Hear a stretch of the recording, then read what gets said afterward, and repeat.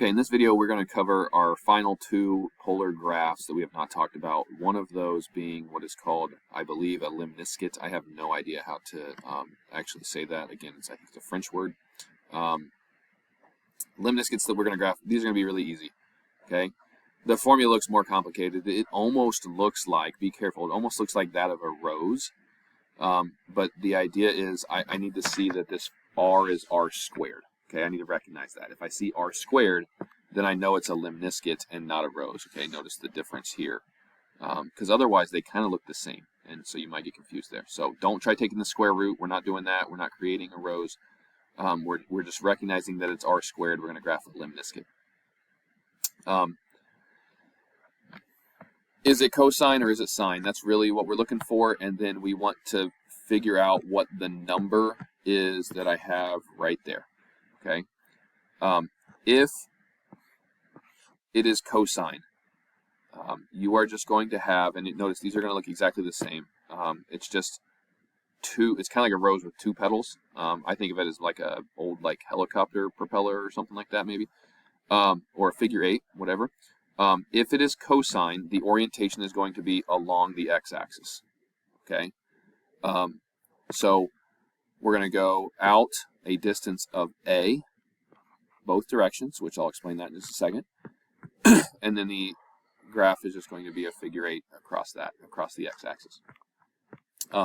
If it is sine, same idea, except it's going to be oriented on the line pi over 4. So right through the diagonal in the middle of quadrant 1, but we're still going to go out a distance of a each time, and then we're going to make that figure eight. Okay, so it's pretty easy. We just got to figure out, is it sine or cosine, and then what is the value of a. If you look at the formula, excuse me, if you look at the formula, the number that we have there is a squared. So that means in this case, a squared is 9, which tells me that a is 3. Okay, so we're going to take the square root of that number that we see. And we're dealing with sine, so we're going to be on the line pi over 4. We're going to go out to the third ring, because we took the square root of 9.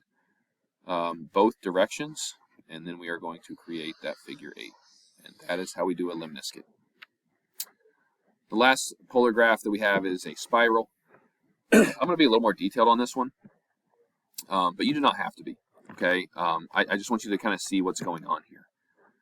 So anytime that you just have r equals, I'm going to go up here at the top, it's just r equals a number times theta.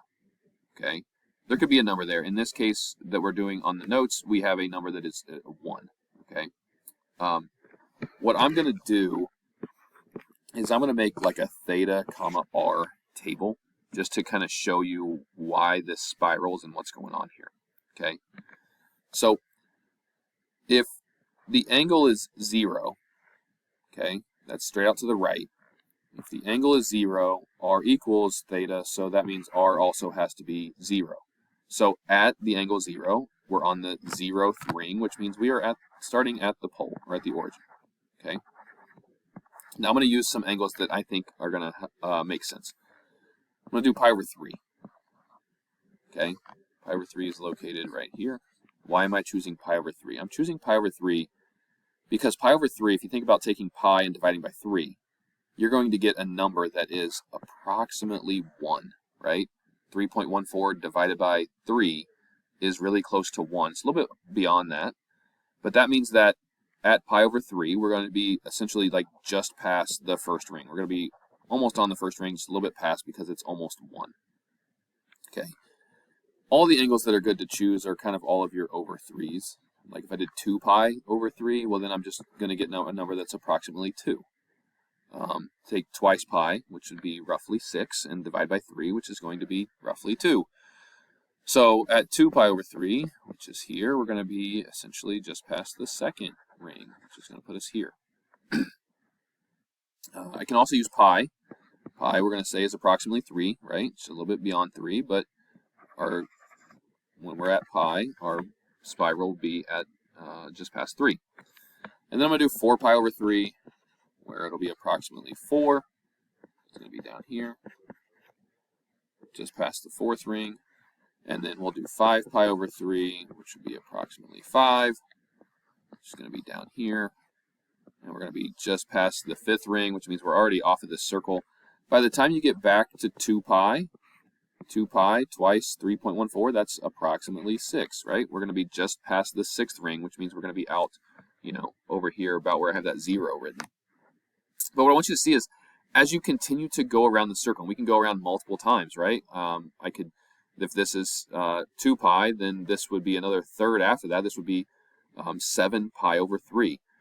Which means I'd be just past the 7th ring, and then it would be 8 pi over 3, just past the 8th ring, and so forth. And we're just going to keep getting further away from the center of this. And I hope that you can see that spiral shape as you're doing that, as you're rotating around, going from over here to the right, around counterclockwise. As we move around, we're getting further and further away from the center, which is going to give us that spiral shape.